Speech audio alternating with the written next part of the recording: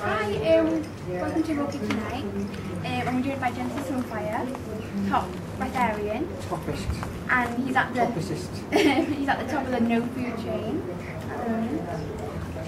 At the moment, always will be. Yeah, and we're at the Chocolate Temple in Glastonbury. Yeah. Can you just tell us a little bit about your background, your experience? Yes, no problem. I'm what they call a Breatharian. I don't believe in the term. I don't believe the term. It's the definitions adequately describe the lifestyle, but apparently I don't eat and I don't drink, but I would always tell people I have something because I have the elements of nature. So to me, I'm always having something. My body creates whatever it needs when it needs to at any given moment, when I get everything out of the way and allow it to. So that's my philosophy on breatharianism. And it may be up to me to make up a new term, a new definition, which I already have done and included in my books. So that's available to the world and the whole universe. So that's basically what I do. And within that, I've learned that when you take food out of the way, you take food out of the equation, cooked or raw, you open up whole Pandora's box. And that is spirituality. Real spirituality is being able to deal with that Pandora's box once it's open. I suppose you're more free as well because you're not chained down by food and drink, are you? You're not chained down by having to buy toilet paper when you go camping. You can do whatever you want. Yeah. That's what you're not. And as you said, food or pop, you know. You don't have to wait in line like a drug addict waiting for your fix. You know, you can live your life as best you can while others are doing the same thing. But what something I've been pondering on for a while, and I think this is a great time to mention it, is that they say in the spiritual world when you gather people of the same vibration together, you can change things. But you have a society here of people of the same vibration because they're ingesting dead food. So if that's true, and these people gathered together are creating the vibration that we live on, basically. So maybe that's why the world is in the state it is in, with politicians making inhumane decisions for the rest of the world. So, as well as opening up a Pandora's box, if you pursue and if you carry on with the cleaning, internal cleaning, with the getting all the dead food out of your equation, I honestly believe we can change the face of the planet. And it starts with you guys, actually. Well, it starts with us, but you guys are picking up the baton. And it's great to see you guys doing this interview and doing interviews of others and other like-minded beacons, you know. So, got a little tap for that. This is one question that I've thought of. Do you go to the toilet? If you do, where does the waste come from? If you're not consuming? It depends. If I if I'm doing my cleansing, then I go to the toilet all the time. I know where it's coming from. If I'm not doing my cleansing, then I don't go to the toilet a lot. And I believe when I do go, it's from what's in the air. Yeah. What I'm filtering and stuff like that. Could be from past stuff too. I don't feel I'm out of the woods yet. It's like some things you can eat or digest and it's still in you, isn't it? For years and years and years and years. So, okay. So I still am not willing to accept that I'm safe and out of the woods yet.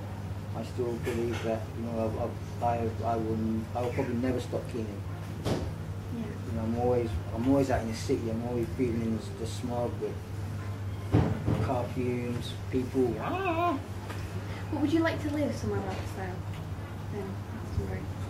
I don't think it's my path. I don't think it's my role to live in one place. I think I'm supposed to be in different places, different environments, helping people. I think one day, yeah, but I don't really feel that I want to be out totally secluded. I'm still a bit of a city kid at heart. Yeah.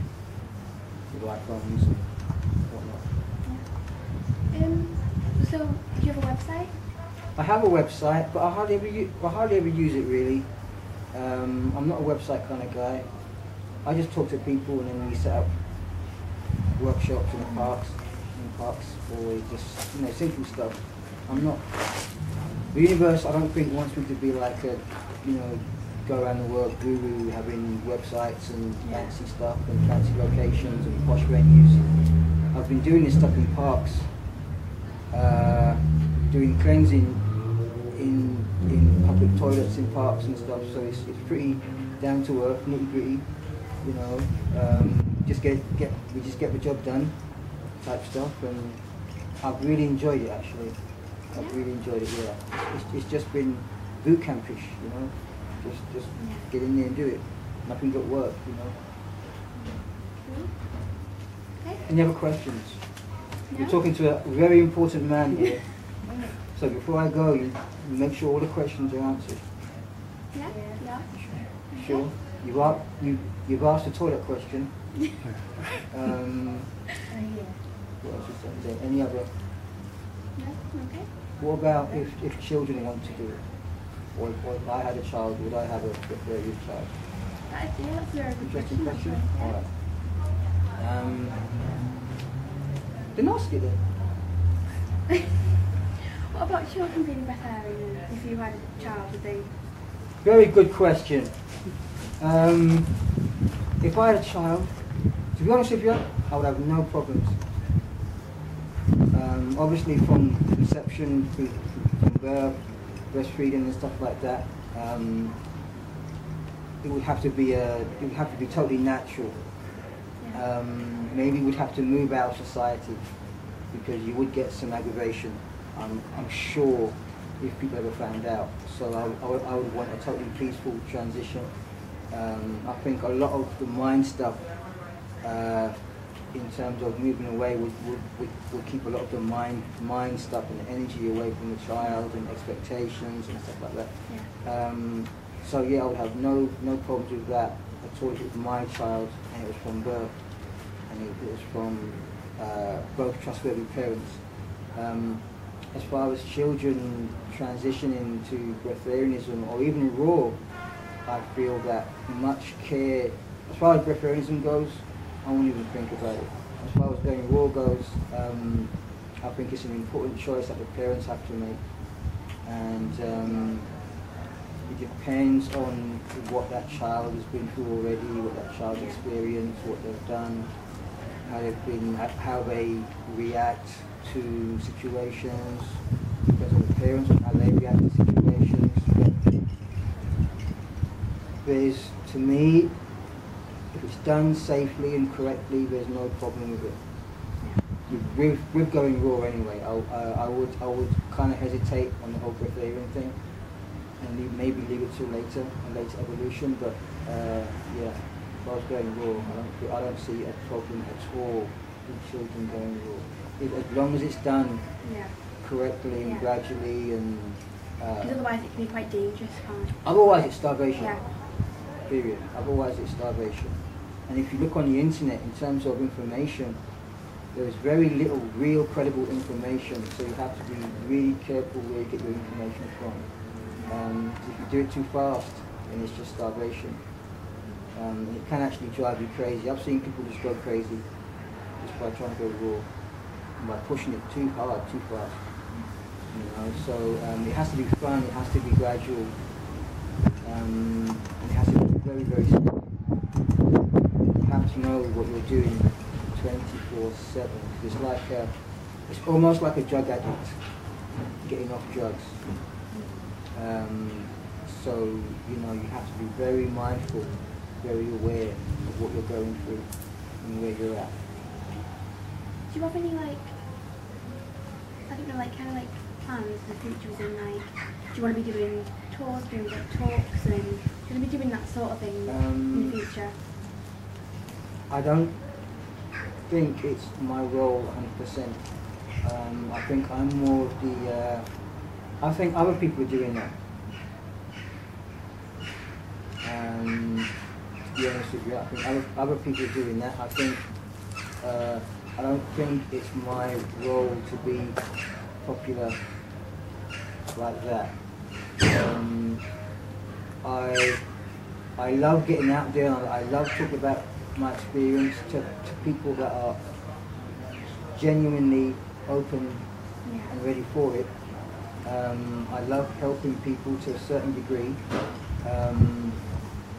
But I think with doing the talks and stuff like that, I think people become followers as opposed to doers. Yeah.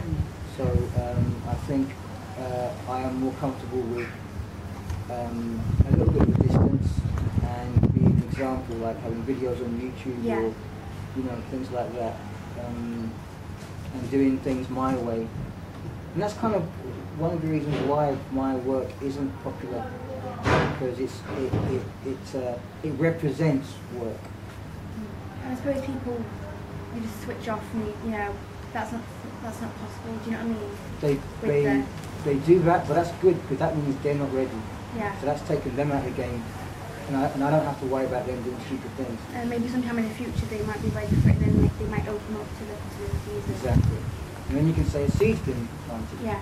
So yeah, so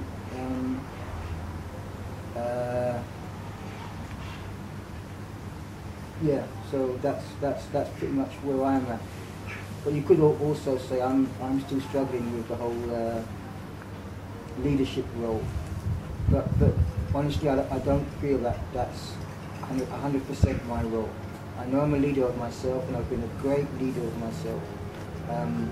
But I believe my role is to empower others to be leaders of themselves too, and not followers. You can't be a follower doing this.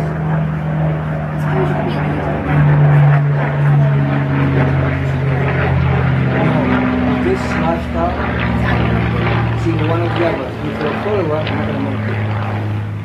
You have to be a leader, because you have to be a warrior. You have to have that inner strength. Because when you get slapped down, you have to be able to get back up again, shake yourself off and carry on. If you're a follower, you're not going to have that strength because you're a follower. That's why sheep are sheep. Yeah. And they don't become anything other than sheep. Yeah. Because they're followers. Yeah. So very important. Okay. Thanks for letting us interview you. It's been amazing. You're very professional. Very professional. My most enjoyable interview to date. Okay, thank you. Hope to speak to you sometime soon. Sure you will. Yeah? Okay. This is Real Kitchen Night with Bethany Ingham, Leah Ingham, and Genesis Sunfire. Ooh. Okay, see ya. Bye.